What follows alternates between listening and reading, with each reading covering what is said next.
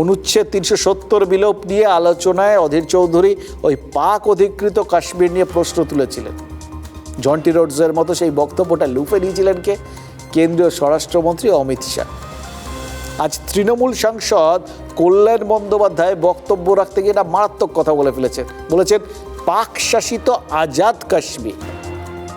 এবার বিজেপির এখনো বক্তব্য রাখা বাকি এবং কল্যাণ বন্দ্যোপাধ্যায়ের বক্তব্যটা লোকসভার কার্য বিবরণীর থেকে বাদ দেওয়ার নির্দেশ দেননি স্পিকার।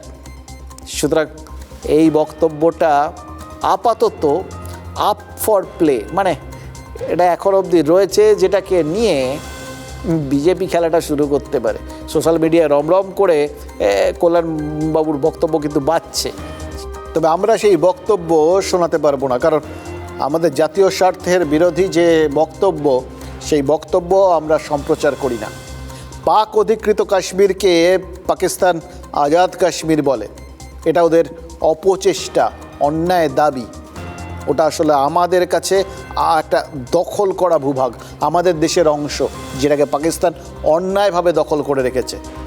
আমাদের সংসদে পেশ হওয়া প্রস্তাবে বলাই আছে যে একদিন পাক অধিকৃত কাশ্মীর আমরা ফিরিয়ে আনব।